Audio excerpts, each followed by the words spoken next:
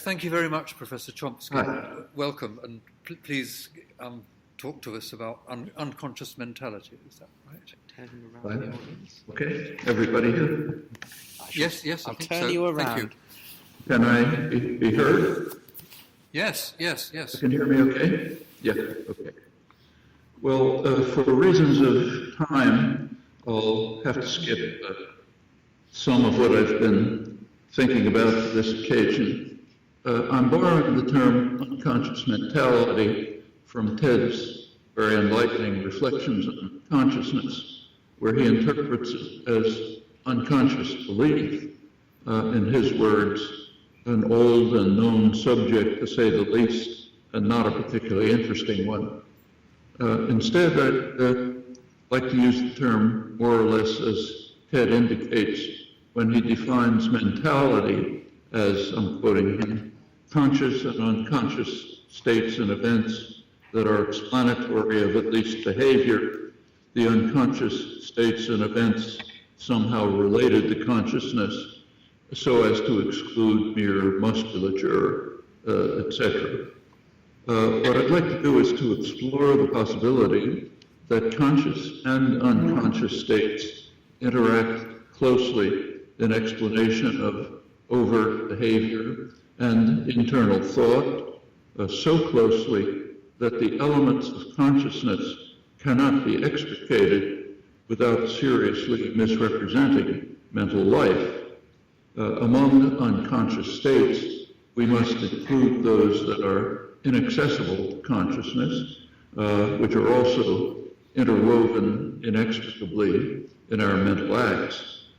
Mentality, understood in this way, includes probably 99% of our use of language, which is internal, what is loosely called talking to ourselves or thinking with words. Internal speech appears to be conscious, though I'll suggest later on that the appearance is misleading in important ways. On the nature of thought, for clarification, a good point of departure is Alan Turing's comment in his famous 1950 paper, where he raised the question of whether machines can think, a question that he said is too meaningless to deserve discussion. His words, which are too often ignored in later years, I think. Turing's imitation game, the so-called Turing test, had quite different goals, as he explained. As far as I know, Turing didn't elaborate on why he considered the question whether machines think to be too meaningless to deserve discussion. It's possible that he had in mind some ideas of Wittgenstein's, whose lectures he had attended. Wittgenstein observed that, quoting him, we can only say of a human being and what is like one that it thinks. We also say it of dolls and no doubt spirits too. We can only say of a human being and what is like one that it thinks. That's simply the way the tools are used. Accordingly, to ask whether machines think is as pointless as to ask whether submarines swim or Chinese rooms translate. The reference to dolls and spirits and the phrase, what is like one, allude to Friedrich Weissmann's notion of what he called open texture, the possible extensions of the term. It's a topic of considerable interest that bears directly on the matter of interaction and of conscious and unconscious thoughts in ways to which I'll return. Well, with just those words of background, let's turn to the states, its definition of mentality. Let's turn to the states that are explanatory of overt behavior and internal thought, conscious or unconscious, and in the latter case, either accessible or not accessible to consciousness. I'll ignore here such peripheral matters as the subliminal perception that's familiar in advertising. More significant unconscious states are also a familiar matter. I'll just illustrate with one example. A recent review by William Braun of a new production of Alban Berg's opera Lulu opens as follows. Just about everyone who has ever taught a class or given a lecture has had the experience, the following experience. You're speaking about a subject that you know fairly well, and you hear yourself say something that must have been in the back of your mind for some time, but which you have never consciously thought about. That experience is in fact quite general. It's a constant in daily life, buried below fragments that emerge as inner speech. And what's in the back of our mind is commonly beyond accessed consciousness. To explore the topic, let's begin by considering one of the most ancient problems of philosophy. How can we cross the same river twice? So I crossed the Charles River on the way to work this morning, expect to do so again tomorrow, but is it the same river? That problem of identity through time runs through the whole history of philosophy alongside the paired problem of individuation. What makes an individual distinct from others? That problem, individuation, disappeared in the 17th century with the rise of corpuscular theories. So for a corpuscularian, the entity just is what it is. Quote Robert Boyle, it's a distinct portion of matter which a number of corpuscles make up. Ends the problem of individuation. That leaves the prior question of identity, one raised by Heraclitus. What makes an entity the same through time despite changes? That was a major problem in the 17th century.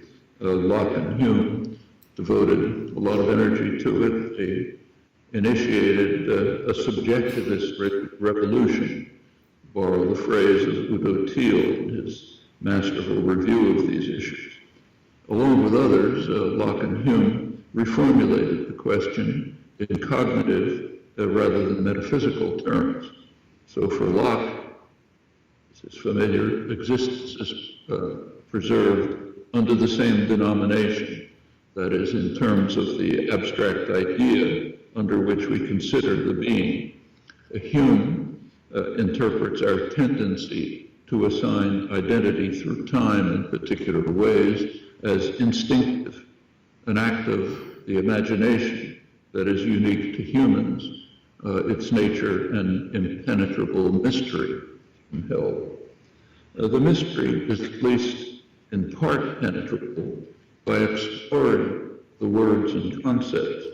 So take river again, for example.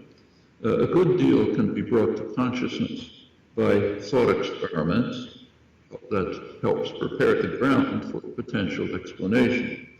So suppose that the flow of the Charles River has been reversed overnight. I'll still be crossing the same river tomorrow. Suppose that what is flowing becomes 95% arsenic because of discharges from an upstream plant. Still the same river.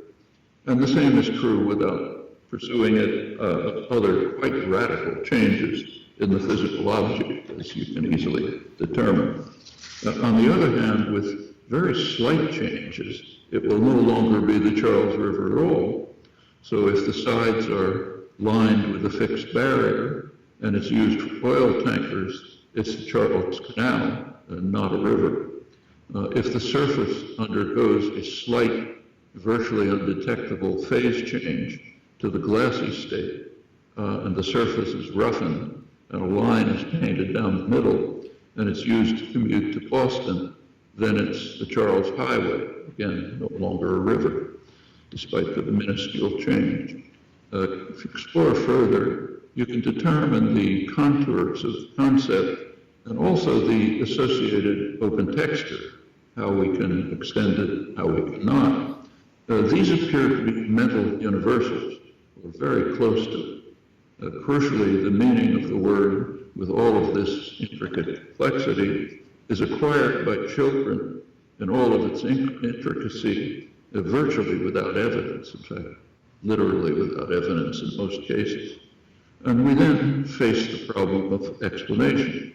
What are the rules and principles that determine the nature of the concept and the bounds and options for the open texture?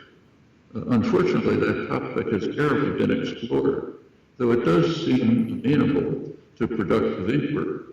And a little thought very strongly suggests almost no alternative seems possible, that the answer lies in mental processes that are not only unconscious, but that are not accessible to consciousness, but that enter directly into thought and action, even in such simple cases as understanding whether I can cross the same river tomorrow.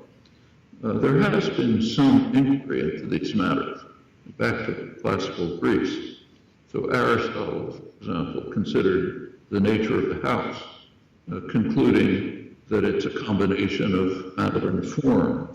In his words, we define a house as stones, bricks, and timbers in terms of its material constitution, but also, that's matter, as a receptacle to shelter chattels and living beings into its form in terms of function and design.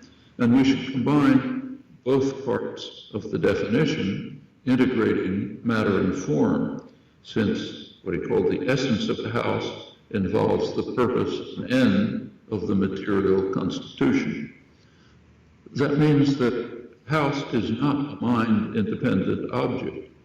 That becomes still clearer when we investigate further and discover that the concept house has far more intricate properties, an observation that generalizes far beyond, in fact, to every term that's looked at carefully.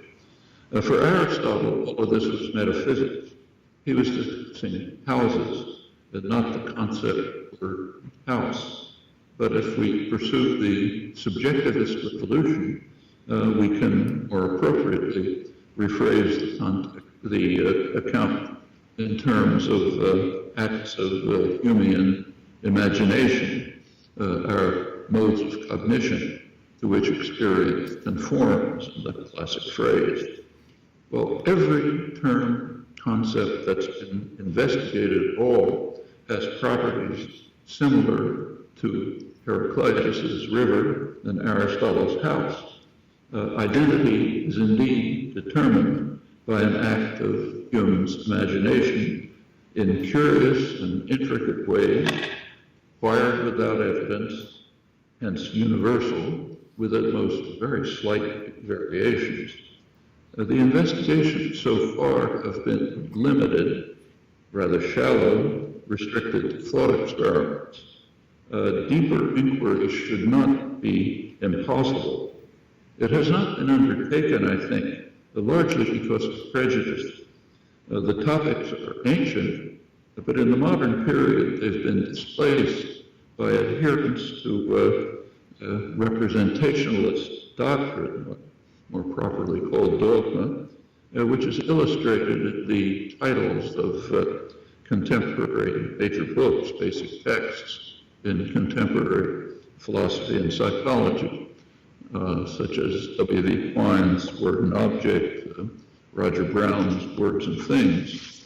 The doctrine holds that the terms of language and thought refer directly to extra-mental things, entities that a physicist could in principle identify without exploring the mind. Now, that doctrine simply seems to be false for human language and thought, and if we abandon it, we can inquire into the interactions of consciousness and unconscious processes, including crucially mental acts that are inaccessible to consciousness, as indicated by the examples I mentioned. It's of some interest that the terms and concepts of human thought and language appear to have no counterpart in animal symbolic systems. In these, there's invariably a one-to-one correlation between the symbol and some identifiable mind external event in accord with something like the representationalist dogma. So a monkey's cry, for example, might be elicited by a motion of leaves, warning of a predator, or by a hormonal change indicating hunger. And that seems to be universal. The human concepts are totally different, and their evolutionary origin is a complete mystery. Specifically, that's true of the terms that are used to refer in ordinary language use, the terms that link language to the mind external world, though not by a relation of reference or denotation. That distinction between reference and referring, denotation and denoting, is a familiar distinction, but I think its significance has been insufficiently appreciated, and it bears quite directly on the subtle and intimate interactions between unconscious processes, including those inaccessible to consciousness, and on the fragments that sometimes enter consciousness. These problems proliferate rapidly as soon as we move beyond words to more complex constructions. Here we find a constant interplay between conscious awareness and unconscious principles of both types. So consider one of the most fundamental and in many ways surprising the universals of language, the principle that's called structure dependence, the operations that determine the meaning of expression keep to structural hierarchy. They ignore far simpler computations involving linear order. So to illustrate, take the sentence, birds that fly instinctively swim. It's ambiguous. It might mean fly instinctively or instinctively swim. Suppose we take the adverb and make it peripheral to the sentence, as in instinctively birds that fly swim. That resolves the ambiguity. The interpretation is instinctively swim, not instinctively fly. That's the option that is much less natural and that is much harder to compute. It uses structural relation, not linear relation, which is a trivial computation. So the rule of semantic interpretation keeps to the principle of structure dependence, ignores order. Now that holds of all relevant constructions in all languages. The principle is applied unconsciously, but it can be brought to consciousness by, in manner like this, but it cries out for explanation. Well, there's only one explanation known, namely that the principle follows from the thesis that language is optimally designed in a fundamental sense. There's no time to review here. It's a property that is not accessible to consciousness and can only be discovered by the normal means by which we study objects external to us, atoms and molecules, for example. One might ask whether examples like these, which abound and become quite intricate and complex, fall under the category of thinking. So are we thinking when we determine and act on the meaning of the sentence? If not, then it's hard to see what's left of thinking. There's good reason to believe that our very system of thought, of language, is constructed by operations of the kind I just described, and that without them, there's no thinking with language at all. And if we do not think with language, the concept of thinking loses its essential content.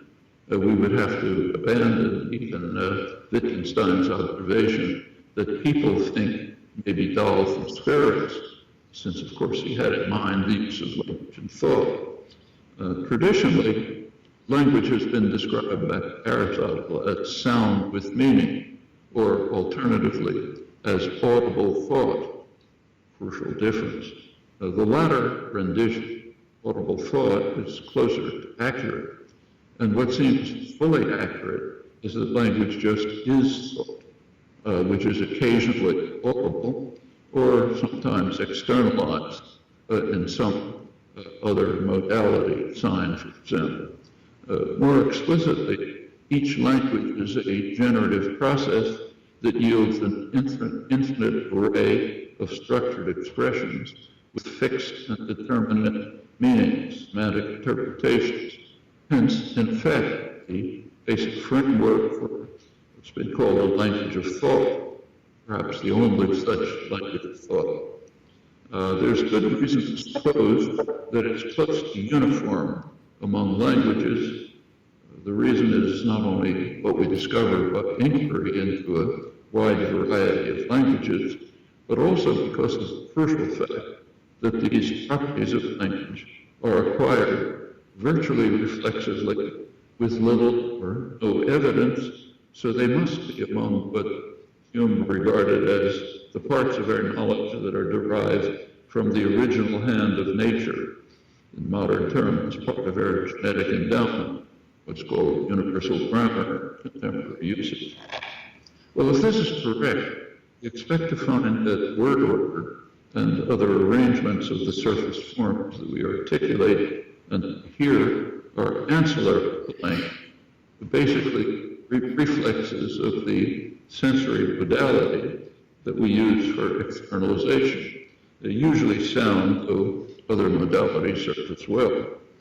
Furthermore, the observed diversity, complexity, mutability of languages appears to be largely restricted, almost totally restricted, to this peripheral externalization process, and in this sense to be essentially separate from language or ancillary. These considerations help ground the conclusion that examples of the kind I mentioned, and innumerable others like them, are in fact paradigm cases of thinking, and they illustrate the intimate interplay of processes that are unconscious and, in crucial cases, inaccessible to consciousness. There are other domains that offer such examples. One of them is the discovery of explanatory theories.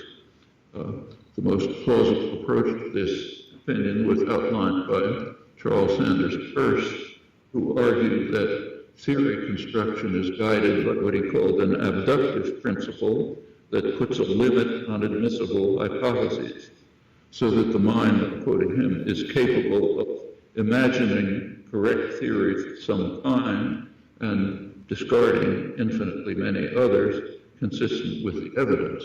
In fact, innumerably many others, as can be shown by Nelson Goodman's famous puzzle of induction.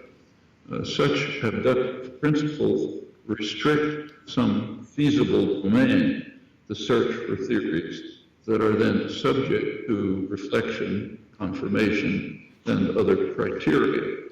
Peirce also observed that in a fixed state of scientific understanding, it's common for a number of scientists to converge on the same or quite similar theories, suggesting that the abductive principles are quite restrictive. Well, whatever the abductive principles are, they must come to us from the original hand of nature, in Hume's phrase, part of our genetic endowment, presumably unique to human. They're completely inaccessible to consciousness, though they interweave inextricably with what reaches consciousness. And since they are organism-specific, they're not guaranteed to converge on truth, contrary to what Peirce argued on flawed evolutionary grounds. Well, it's been known for some time that processes inaccessible to consciousness enter into choice of action, though they don't determine it. The classic demonstration is the famous Libet experiment 30 years ago. He showed that about 500 milliseconds before a motor act, say moving a finger, there's slight cerebral action in the area relevant to the act, while awareness comes only about 300 milliseconds later. This topic has usually been studied in the context of freedom of will, though mistakenly, I think.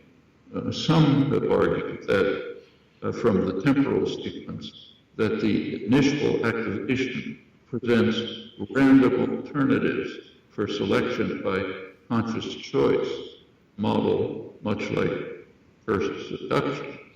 But the crucial question still remains, why this set of alternatives, not innumerable, non-denumerably many other ones?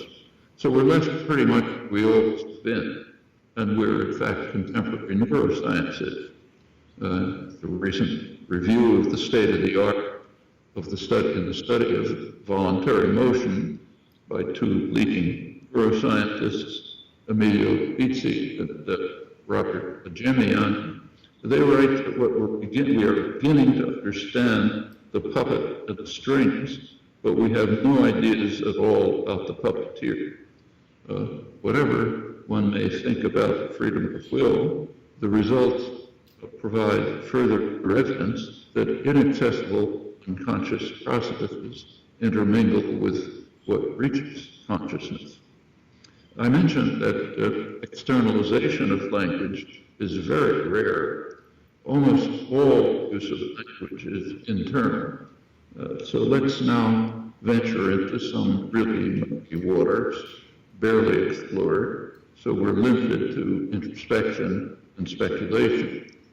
The matter of so-called inner speech and thought. To think about the matter further, let's go back to William Braun's comments on the ordinary experience of hearing yourself say something that must have been in the back of your mind for some time, but which you've never consciously thought about. What you hear yourself saying comes out fully formed, often in considerable complexity. The same is true when you're, say, sitting down to write an article and you don't know how to begin, and all of a sudden paragraphs start pouring out, fully formed, from the back of your mind. So what's been happening in the back of your mind?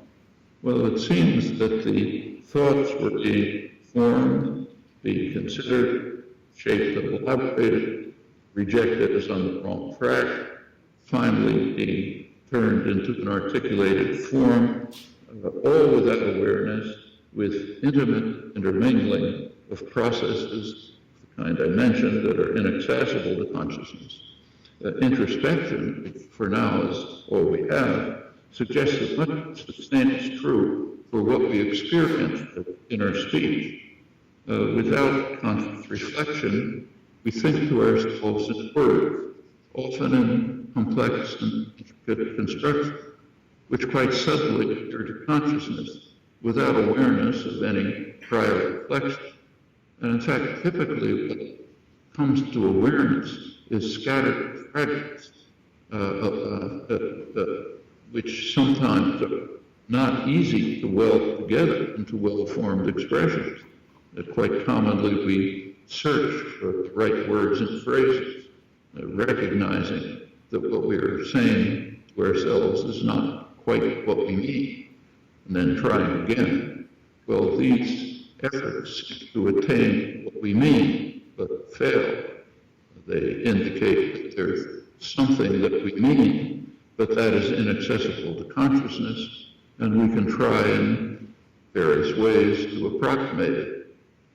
If serious research into the topic is ever undertaken, it might turn out that the core system of language, the system that determines meaningful expressions with that access to the sensory motor system, might turn out that it's working way beyond the level of consciousness, constructing thoughts, sometimes releasing fragments to consciousness that can then be constructed internally as fully formed expressions, and sometimes, in fact very rarely, externalized in some sensory modality, and then perhaps used for communication or other interactions, or for no such purpose at all as when we just write for ourselves. Well, to summarize very briefly, I've been trying to suggest that the study of certain aspects of consciousness can be carried forward by placing it in a richer setting, taking into account the intimate interactions between what reaches awareness, typically fragments, and internal processes of mental computation that are unconscious, often inaccessible to consciousness, and very likely a core feature of fundamental human nature. Thanks.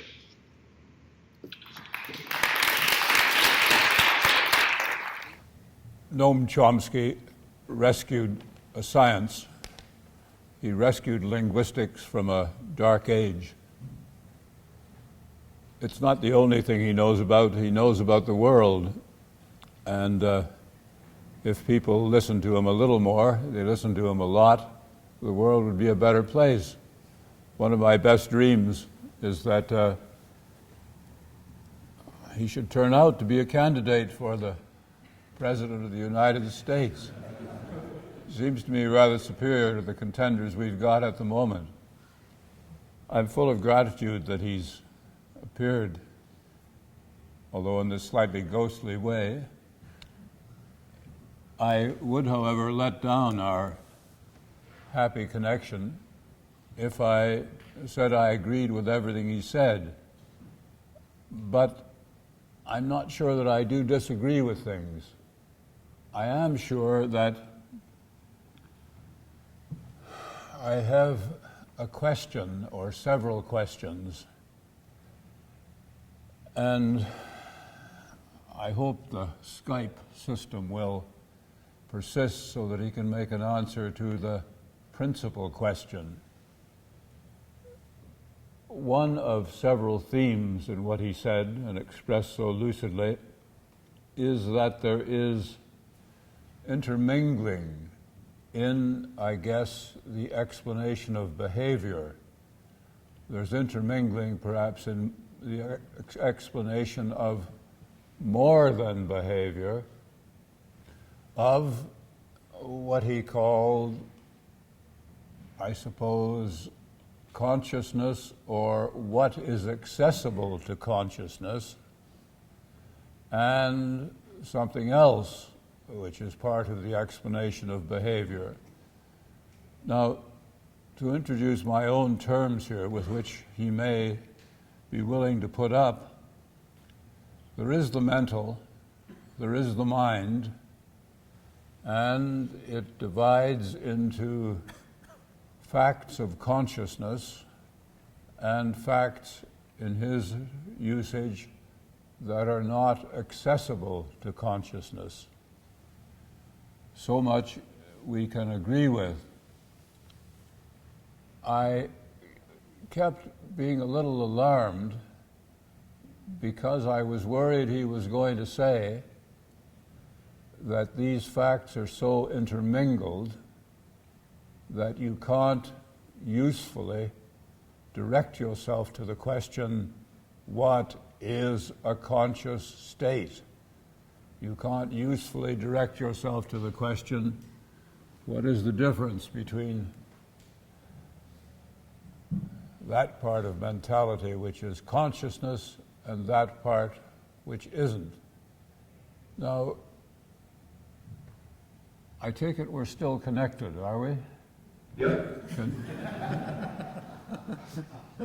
Is it the case that to your radicalism about the world with which I so much agree, you are adding a radicalism with respect to this subject matter, which would be the proposition that you can't usefully direct yourself to the question I have concerned myself with: what is it for something to be conscious, where that is not the question, whatever the dependencies between the two things, where that is not the question, what is it for something to be non-consciously mental? Are you pouring cold water on my concern, or are you not? Well, half. What? I think about half.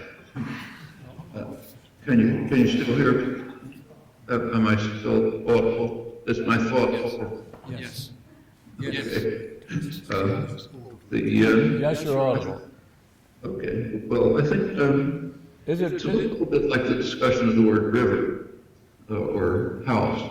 I think we want to make a distinction between description and explanation. So in the case of the word river, we can carry out extensive thought experiments of the kind I just indicated partially. And in doing so, we can find out a lot descriptively about the nature of the word river, or about the sentence instinctively birds that fly swim. We can develop an extensive description of these facts, quite simply by investigating what appears to consciousness.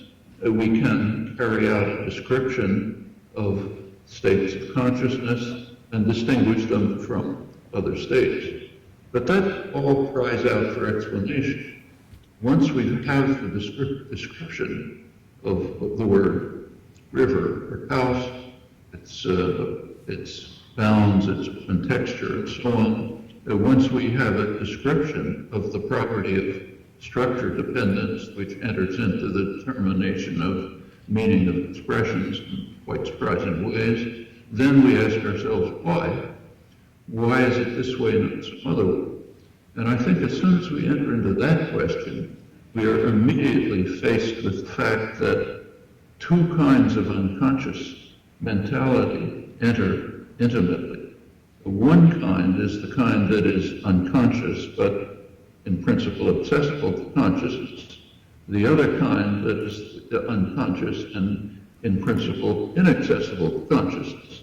And as soon as we begin to look at it closely, try to indicate all of these enter inextricably and quite intimately into accounting for the fragments that appear to us as consciousness. So yes, we can direct ourselves to the study of conscious states, distinguish them from others, just as we can direct ourselves to the meaning of the word river or house, or instinctively birds that fly swim, and so on. But then we ask ourselves why, and as soon as we ask ourselves why, I think we're led to the conclusion, try to suggest that there's an intimate interaction, inextricable interaction with both kinds of unconscious mentality, the kind that could be brought to consciousness, the kind that can't. Gave a couple of examples, and I think it's quite general, not only in language, but in search for explanatory theories, in so-called voluntary action, and much else. So sort of half, I agree, half. There's further questions which I didn't go into this, but I think that these unconscious, two kinds of unconscious mentality could be explored, even by contemporary technology. There would be ways of investigating them other than just thought experiments and inquiry of the kind I've mentioned, scientific inquiry. But they're not explored, partly because of doctrinal restrictions, which I think should be overcome. Noam, can you hear me? Yep, I can.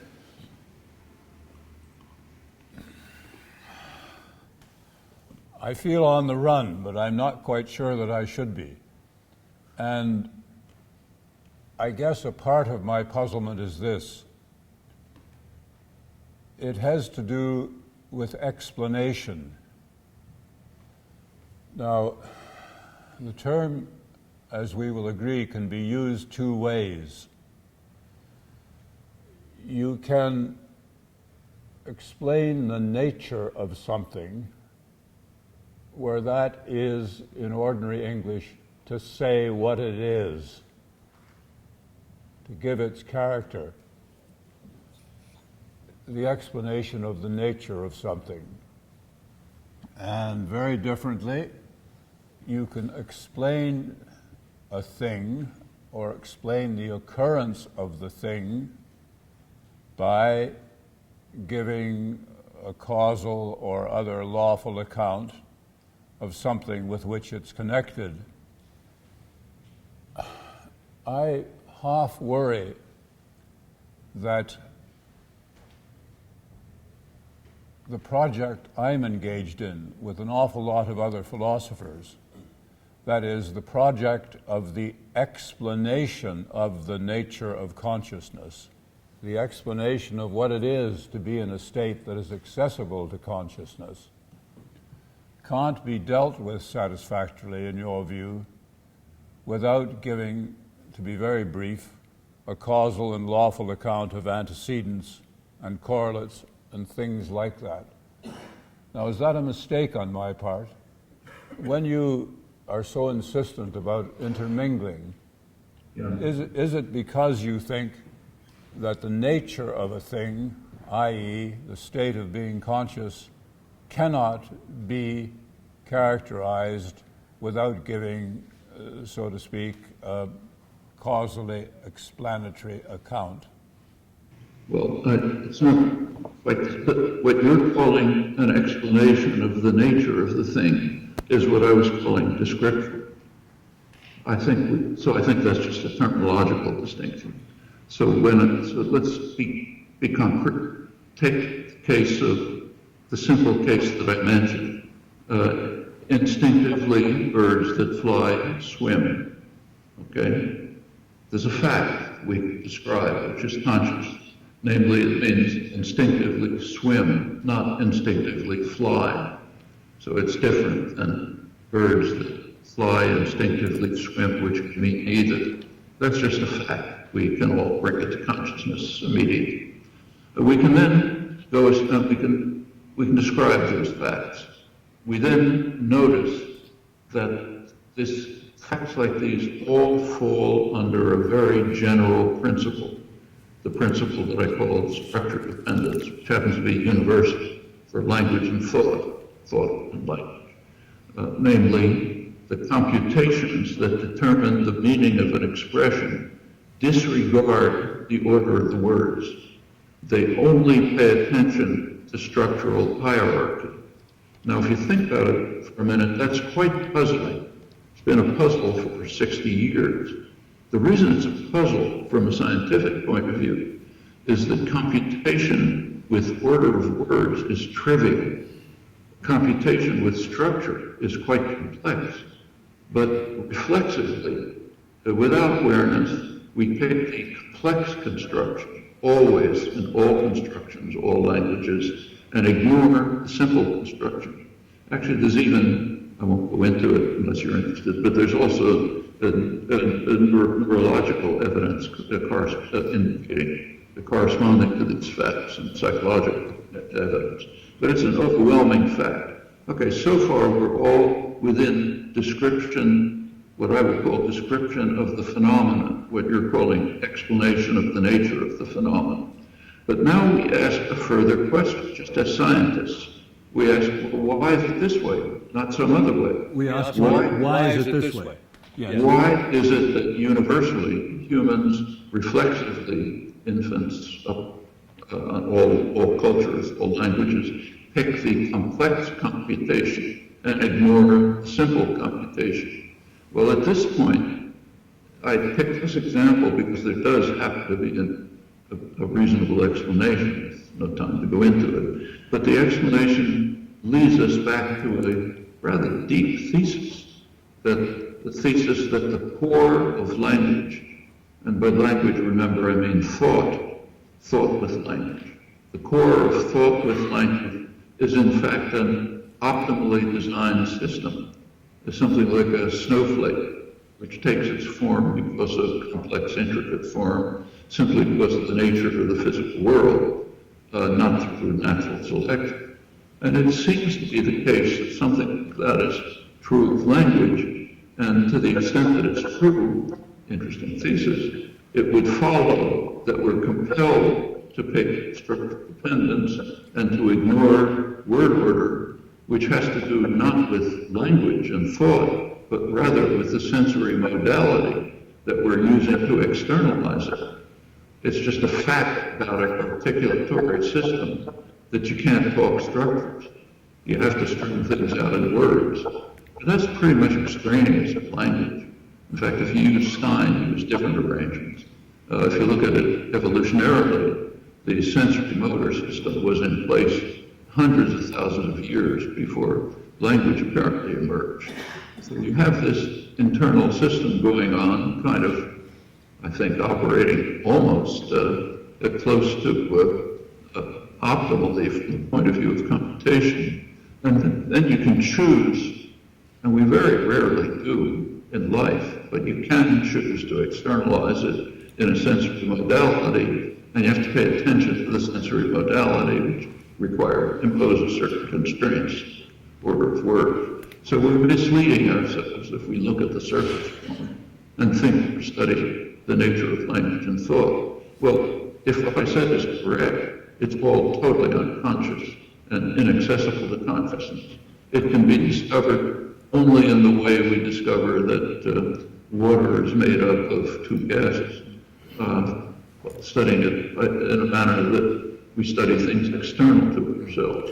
But if we go to the notion of explanation of the phenomenon, we're immediately led to the interaction inextricably and intimately of both kinds of unconscious mentality, the kind that could be brought to consciousness, the kind that can't be. Now, I don't know the answer to the question in the case of the meaning of words. It hasn't been explored, I think, for reasons of dogma, but it could be explored. But if you begin to look at the old traditional cases, go back to classical Greece, like river,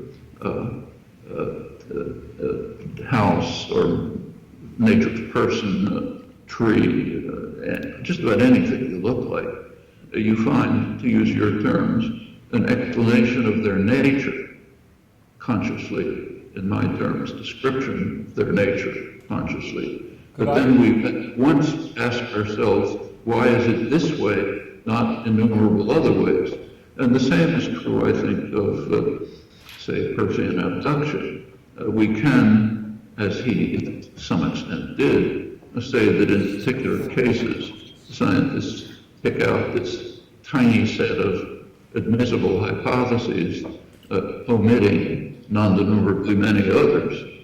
And I think in ordinary life we do that all the time. That's what's misleadingly called induction, doing it constantly. But the question then is, why this limited, extremely limited set of admissible hypotheses? And now we're into areas where the answer isn't known, but it could be studied. And I think it'll be like the case of structure dependence. So I think we can think of that as a kind of a model of what we're likely to discover if we investigate any of these other topics, including what we call inner speech, this murky area, where I think we're going to find that even in our own inner thought, what we're going to find is conscious fragments based on internal reflection and analysis, which is inaccessible to consciousness, but probably uses the kinds of principles that I've been kind of hinting at. Could I can't deal with all that effectively, and I don't want to try, but I do want to offer one speculation, and it's a speculation which too much simplifies what you've said, but you just might agree with the first bit of what I've got to say, and it is that you are perhaps inclined to think of a state or an event which is an effect, that you can't explain that state or event, which is an effect, without engaging in an explanation of it in terms of an antecedent cause or a law-like connection with something else. Now, I have some sympathy with that, but there's a great difficulty about getting too serious about it, because of course the same challenge will arise with respect to what you say about the cause. It too will, according to this way of thinking, have a full explanation only in terms of its antecedents. Well, if that's the case, I take it that if we were to take this entirely seriously, there would be no explanation if we held the view that a complete one would have to stop somewhere. Now, it's not going to stop. You and I agree with that. In which case, to come round to my conclusion, there can't be something wrong with asking the question, what is it for something to be conscious which does not fully enter into the question of the causal or lawful antecedent explanation of that state? Now, I'm not quite sure whether you are suggesting there is something wrong with that. Intermingling played an awfully large role in what you had to say. And I agree there's the intermingling, that is the intermingling of cause with effect. That is not to say, I hope we can agree, that one cannot set out usefully to characterize the effect without reference to the cause. Well, let me distinguish. You're speaking of lawful and causal relations. I'm thinking of explanations in different terms. So, for example, the explanation, the proposed explanation for the principle of structure dependence is Principle of what? structure dependence, the one that gives us interpretation of the sentences that I mentioned, for example, which is a very strange principle to think about and leads to very rich consequences, namely that what we think of intuitively as language, namely what we hear and speak, is really not language at all. It's peripheral to language, and communication is very peripheral to language. So the whole idea that communication is the essence of language seems to be entirely wrong. But the nature of the system itself disregards this and is based on optimal computation. Now that's not a causal explanation. That's an explanation of a phenomenon in terms of underlying principles. And then we ask for the explanation of the underlying principles. Why, if it's true, why is it that the core system of our thinking with language is based on optimal computation? And there, yes, we go on to other questions, questions about evolution, about neurology, about genetics, and so on. But what I'm suggesting is that to really understand even a description, or what's calling an explanation of the nature of the word river or house or instinctively birds and flies swim, we're going to get a very superficial description unless we ask ourselves just why is it turning out this way? Now this is short of the causal law-like explanation, which will be in terms of the structure of the brain, evolutionary history, genomics, and so on. And I suspect the same is going to be true of consciousness. What appears to come to awareness, in my view, is just fragments. Right. And if we look at those fragments, we immediately see something's missing. And what's missing turns out to be the internal reflection, analysis, construction, probably using principles of the kind that I mentioned, that occasionally throws out consciousness fragments. So and I think the same is probably true of the meaning of words as we look carefully. As soon as we begin to look carefully, I think these consequences appear to us. So yes, we can give descriptions of the meaning of phrases, the meanings of words, the nature of consciousness, but I suspect that we're getting a partial and misleading account unless we immediately go into the nature of the internal mental principles, not their law-like causes, the internal mental principles that are interacting to yield the fragments that appear to us as consciousness. Noam, the chairman says we've got to stop, but I, like you, am a little indefatigable, so I want to say one last thing about river and house, those words. It is the case that you would give, so to speak, not only a good explanation of what those words mean, but a rather deep and indeed thrilling explanation of how they come to have that meaning. I take it that it's a perfectly reputable enterprise to say exactly what they mean without setting out, so to speak, on that genetic enterprise of explanation. And I put it to you that one can attempt and maybe even succeed in characterizing consciousness without succeeding in the larger enterprise you mentioned, which is everything with which consciousness is intermingled. Now, I'm not quite sure whether you're saying that philosophers who attempt to say what it is for something to be conscious are all of them a misbegotten lot up to something which can't be done. You get the last word on that. Is that the case, that we're all benighted? I might say that. My own feeling is, in fact, that the study of consciousness, I think, has been going on within philosophy since probably the 17th century, is on to something.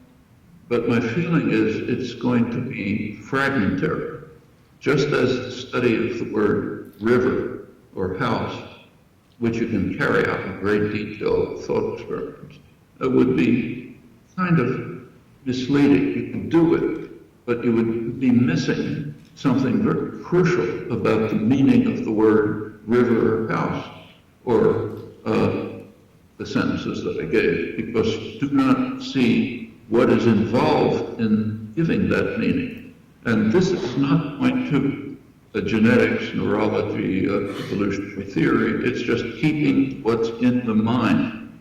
What is mentation and dissonance that you use the word? As soon as we begin to look at that, I think we do find inextricable connections. Can't tell without doing the work whether you can study the descriptive part adequately without looking at the explanation. But in the few cases where we have the hint of explanation, structure dependence is in fact one of them, it does seem that you really can't separate it out and get any understanding of what the phenomenon is. My guess is this is going to extend to all the other cases, but it's a guess. Thank you very much. Yes.